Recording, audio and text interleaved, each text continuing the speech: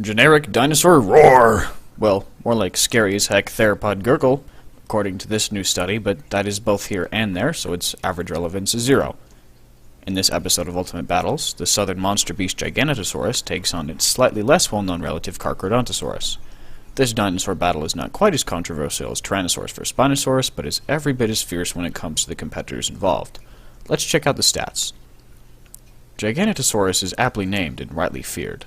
When it was discovered in 1993, the headlines screamed about how it was even bigger than T.rex, although, as it turns out, that claim was incorrect. Thank you, Hutchinson. Thank you, Hartman. But that aside, Giganotosaurus is one of the largest and deadliest theropod dinosaurs ever discovered. The holotype weighs in at 6,800 kilograms, measures 12.4 meters long, and stands about 3.5 meters tall at the hip.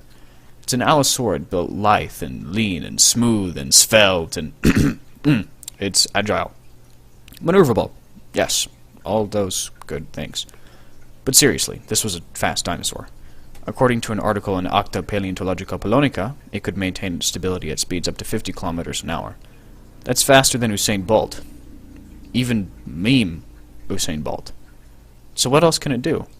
Its arms were basically the same size as T-Rex's, although the muscles supporting them were much weaker.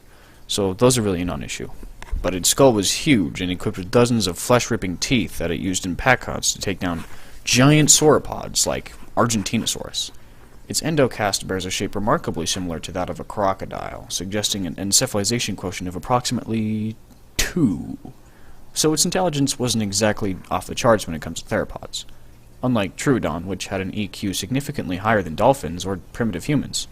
Of course, encephalization quotient is far from an absolute measure of intelligence. Rats, which have an EQ of 0.4, can follow commands and respond to complex enrichment scenarios. So it's possible that Giganotosaurus could plan a bit ahead in a fight.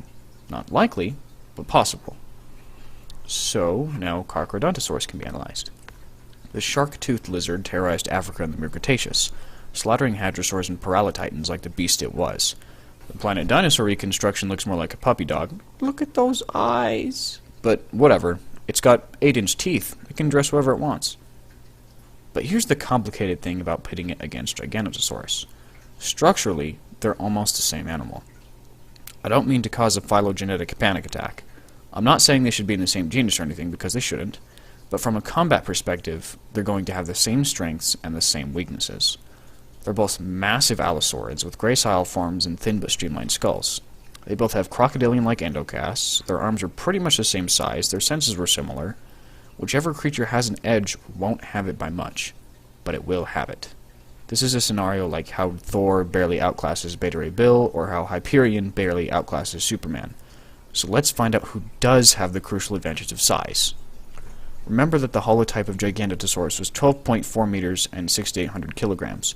But according to Scott Hartman, the larger neotype would be 13 meters and 8,200 kilograms, closer to a Tyrannosaurus size.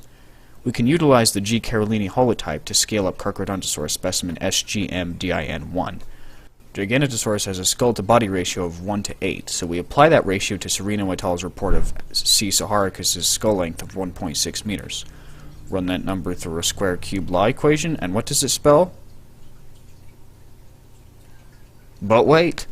In 1998, Correa and Salgado did a more extensive reconstruction of Giganotosaurus' skull, yielding a length of 1.63 meters. Plug it in. Huh. For some reason I expected it to be bigger than that. But there's mathematical evidence that the neotype of Giga is bigger than the holotype of Car. But how about the average? And that shows our winner, Paleo Nerds. This fight is so close that it's almost a tie, but not quite. An average Carcharodontosaurus has 400 kilograms on an average Giganotosaurus, tipping the scale slightly in its favor. Man, that was intense. Calculations like that make me want to curl up with a copy of the Silmarillion and avoid math. But then I'll think about the massive Encalagon and how to measure post-Triongolian's energy output and... Time for Lord of the Rings Marathon. I don't have to use my brain for that. Created using Powtoon.